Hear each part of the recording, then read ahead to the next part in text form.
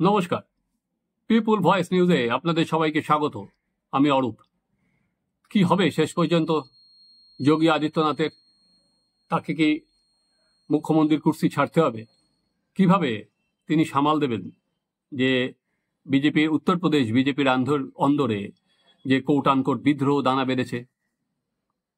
আমি যদি এক কথায় আর কি বিশ্লেষণ বলি, উত্তর এক কথায় আমার যে জায়গাটা, যে এই মুহূর্তে আমার মনে হয় না যে যোগী ছাড়া বিজেপির কাছে কোনো বিকল্প আছে, বা যোগী আদিত্যনাথকে এই সময় যদি সরিয়ে দেয় লোকসভা ভোটের রেজাল্ট খারাপের পর, এমন কোনো বিকল্প এই মুহূর্তে বিজেপির হাতে নেই, বা এমন কোনো তাস নেই যে বিজেপি সেটা খেললে আবার বাউন্স ব্যাক করে উত্তরপ্রদেশের রাজনীতিতে ফিরে আসতে পারে।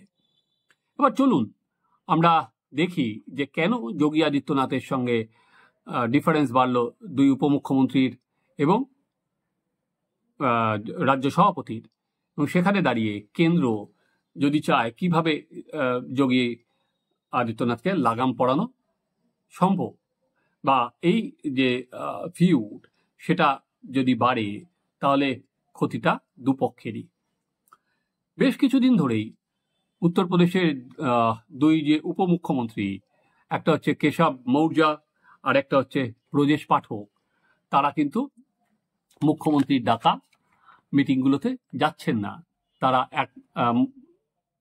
অনুপস্থিত থাকছেন। আবার প্যারালালি তারা কিন্তু সেন্ট্রালে আসছেন। মৌর্য দীর্ঘ সময় ধরে মিটিং করেছেন জেপি নাড্ডার সঙ্গে। আবার ভূপেন্দ্র চৌধুরী, বিজেপির যে রাজ্য সভাপতি, তিনি কিন্তু মিটিং করেছেন প্রধানমন্ত্রীর সঙ্গে। উল্টো দিকে কি দেখছি?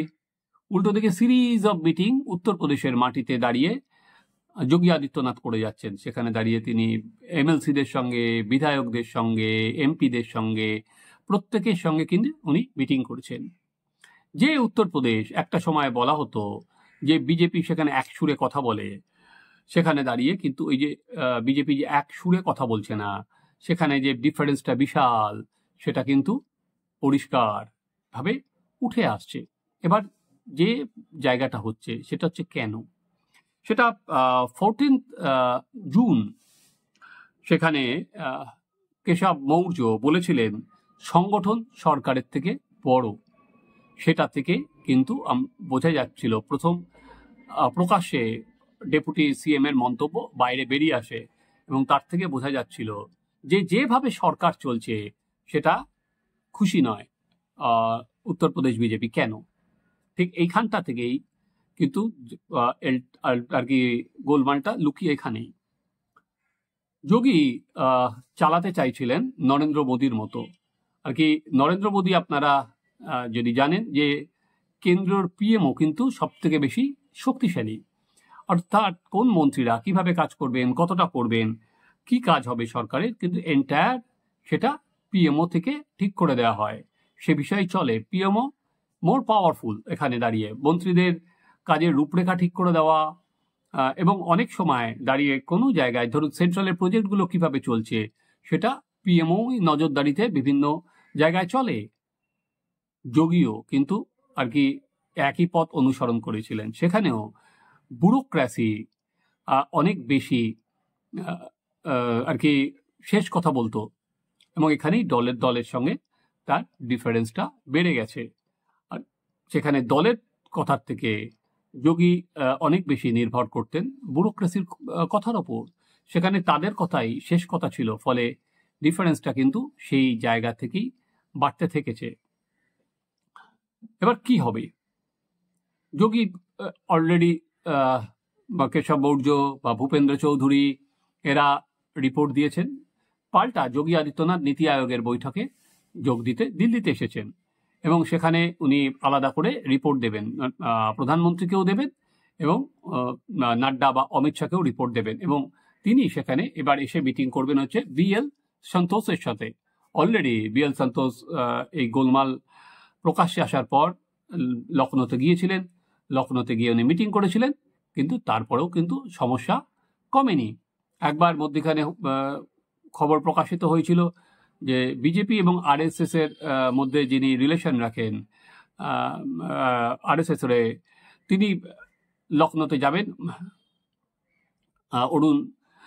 অরুণ গিয়ে ওখানে মিটিং করবেন, কিন্তু সেটাও শেষ পর্যন্ত সেই মিটিংটা হয়নি। এবার যোগী কিন্তু নিজেই, যেহেতু নীতি আয়োগের বৈঠক, সেখানে তিনি নিজে এসে দিল্লিতে আসবেন এবং সবার সঙ্গে পাল্টা রিপোর্ট দেবেন। এবার পাল্টা রিপোর্টে এখনো পর্যন্ত যেটা জানা যাচ্ছে সোর্স দিয়ে, সেটা বলা হচ্ছে যে অনেক প্রার্থী পার্টি কর্মীদের সঙ্গে খারাপ ব্যবহার করেছে এবং সেখানে মোদি এবং তার ওপর অত্যাধিক নির্ভরশীল ছিল। এছাড়া অনেক লিডার, সেটা কারোর নাম বলেনি, যে পার্টির এগেনস্টে কাজ করেছে, সেটা নিশ্চয়ই তাদের নামও বলবে এবং প্রমাণও দেবে। এবার যে কেশব মৌর্য যে সমস্ত জায়গার দায়িত্বে ছিলেন এমএলসি হিসাবে, তিনি assign to campaign Allahabad division. এবার সেই এলাহাবাদ ডিভিশনে কিন্তু BJP most of the seat সেখানে হেরেছে। আবার যোগী আদিত্যনাথ যে জায়গার দায়িত্ব ছিলেন, সেটা জায়গা হচ্ছে ইস্টার্ন ইউপি, সেখানে কিন্তু যোগী ক্যাম্পেইন যেখানে করেছে সেখানে কিন্তু ভালো ফল করেছে বিজেপি। অর্থাৎ এই রিপোর্টটা কিন্তু তিনি তুলে দেবেন। এবার কি হবে? আর কিছুদিনের মধ্যে মহারাষ্ট্র, তারপরে হরিয়ানা আর ঝাড়খণ্ডের বিধানসভা নির্বাচনের সঙ্গে উপনির্বাচন আছে 10টা সিটে, যেগুলো আসনগুলোতে যে এমএলএরা জিতে এমপি হয়েছেন। এই 10টা আসন কিন্তু যোগীর পক্ষে অত্যন্ত ক্রুশিয়াল। যদিও এই 10টা আসনের মধ্যে 5টা আসন কিন্তু জিতেছে সমাজবাদী পার্টি, আছে 3টে আসন আছে বিজেপি। তো বিজেপি যদি এই 3টে আসন বাড়িয়ে নিয়ে যেতে পারে, সেখানে মোদির ঝুলিতেই সেটা পড়বে। কিন্তু 3-এর থেকে যদি কম বেরোয়, তাহলে কিন্তু মোদির গোলমাল বাড়বে বই কমবে না, বা মোদির ওপর চাপ বাড়বে বই কমবে না। ফলে এবার যোগী কিন্তু প্রত্যেক মন্ত্রীকে, এই যে 10টা আসন, তার 30 জন মন্ত্রীকে কিন্তু অ্যাসাইন করেছেন, সে রাজটা নিজের হাতে নিয়েছেন, যাতে এই যে 10টা যে সিটে উপনির্বাচন হবে, সেখানে দাঁড়িয়ে যেন কোনো লুফলস না থাকে। অর্থাৎ পুরো জিনিসটা কিন্তু উনি রাজটা নিজের হাতে নেওয়ার চেষ্টা করছেন। এবং তার আগে প্রতিটা এলাকা ধরে ধরে উনি মিটিং করেছেন, সেই মিটিং থেকে রিপোর্ট নিয়েছেন এবং সেই রিপোর্ট নিয়ে সেন্ট্রালের কাছে উনি আর কি কথা বলবেন। প্রধানমন্ত্রী হোক বা অন্য মন্ত্রী হোক, দরকার হলে আরএসএস এর সাথেও মিটিং করতে পারবেন, এখনো কিন্তু সেটা কনফার্ম নয়। এবার প্রথমে যেটা বললাম, যে এই অবস্থায় দাঁড়িয়ে যোগীকে কি সরানোর চিন্তা ভাবনা এই সময় দাঁড়িয়ে বিজেপি করবে? আমার এক কথায় মনে হচ্ছে না। কারণ এখনো যোগী কিন্তু অত্যন্ত পাওয়ারফুল এবং সব থেকে জনপ্রিয় মুখ উত্তরপ্রদেশে। এবং মৌর্য যেটা হয়েছিল লাস্ট বিধানসভা 22 সালে, উনি কিন্তু হেরে যান যখন প্রতিদ্বন্দ্বিতা করেন। পরবর্তীকালে ওকে এমএলসি করে নিয়ে আসা হয়েছে। উনিও খুবই পাওয়ারফুল ওবিসি নেতা। যদি উনি জিততেন তাহলে একটা হয়তো বড় কন্টেন্ডার হতেন। একটা সময় উনি রাজ্য উত্তরপ্রদেশ বিজেপির সভাপতি পর্যন্ত ছিলেন। ফলে ওবিসি ভোট ওনার সাথে আছে, ফলে ওনার কথার কিন্তু বিজেপিতে দাম আছে। তো এই জায়গায় দাঁড়িয়ে এই মুহূর্তে যেটা করা হতে পারে, এই যে বললাম যে কিভাবে লাগাম পড়ানো যায়, সেখানে যাতে ব্যুরোক্রেসির কথা না শুনে, পাশাপাশি যোগী যাতে সংগঠনে কেউ গুরুত্ব দেয়, সেরকম একটা মধ্যপন্থা নেওয়া হতে পারে, বা একটা কোনো কমিটি বা কিছু করে, যে সংগঠনের কাজেও যাতে বিজেপি অনেক বেশি গুরুত্ব দেয়।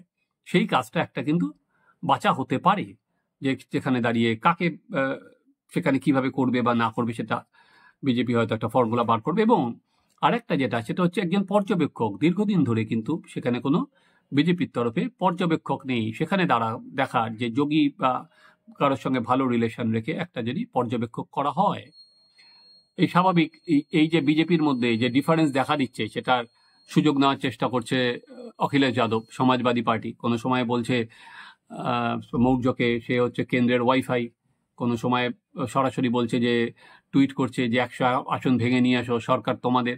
ফলে যেরকম মজা নেওয়া হয় সেরকম মজা নেওয়ার চেষ্টা করছে। কারণ এরকম আর কি বিজেপির সংসার উত্তরপ্রদেশে দেখা যায়নি। এই আসন বললাম, আসন সবসময় কথা বলে, নেতাদের হাওয়া যে কখন বদলে যায়, সমীকরণ যে কখন পাল্টে যায়, তারও কিন্তু কোনো ঠিক ঠিকানা নেই। কিন্তু যোগী মোদির পথ অনুসরণ করতে গিয়ে উনি কিন্তু সেই জায়গাটাতে নরেন্দ্র মোদী যেভাবে দক্ষতার সঙ্গে করতে পারছেন, সেখানটায় হয়তো কোনো জায়গায় যোগী আদিত্যনাথ করতে পারছেন না। কারণ মনে রাখতে হবে, নরেন্দ্র মোদী প্রধানমন্ত্রী থাকার আগে উনি কিন্তু মুখ্যমন্ত্রী ছিলেন গুজরাটে। সেটা উনি চালিয়েছিলেন। যোগী কিন্তু প্রথমবার এখানে মুখ্যমন্ত্রী, এটা তার পরের টার্মে এসেই তিনি কিন্তু চেষ্টা করছেন ওই পথ অনুসরণ করার, ফলে হোঁচটটা সেখানেই লেগেছে। বিজেপি কোনো সময় চাইবে না এটা এসকালেট করতে, আরো বেশি বেড়ে যেতে, কারণ তাতে উত্তরপ্রদেশ হচ্ছে কিন্তু প্রাণভোমরা। কারণ এবারে উত্তরপ্রদেশে বিজেপির আসন মাত্র 33টাতে নেমে গেছে, এবং গতবারের যে 2019 সালে বিজেপির ভোট শেয়ার ছিল হচ্ছে 49.6%, সেখান থেকে এবার এসে দাঁড়িয়েছে 41.4%, আর যেখানে ছিল যে 62টা আসন সেখান থেকে এসে দাঁড়িয়েছে 33টা আসন। ফলে বিজেপিকে কিন্তু অনেক কিছু জুড়তে জুড়তে যেতে হবে। এবার দেখার সেটা কিভাবে মেকআপ করা যায়। বিরোধীরা অলরেডি বলতে শুরু করে দিয়েছেন, আপনাদের যদি মনে থাকে যে অরবিন্দ কেজরিওয়াল উনি জেলে যাওয়ার আগে বলেছিলেন যে যোগীকে এবার সরিয়ে দেওয়া হবে, কারণ অমিত শাহ নিজে কোনো সময় চাইছেন না যে পরের নরেন্দ্র মোদীর পর ওনার কোনো চ্যালেঞ্জার থাকুক, সেই জন্য যোগীকে বলি দেওয়া হবে। সেটাই কিন্তু অরবিন্দ কেজরিওয়াল বলে আর কি বিজেপির মধ্যে আরো যে ঘেঁটে দেওয়া যাকে বলে, সেটাই উনি চেষ্টা করেছিলেন।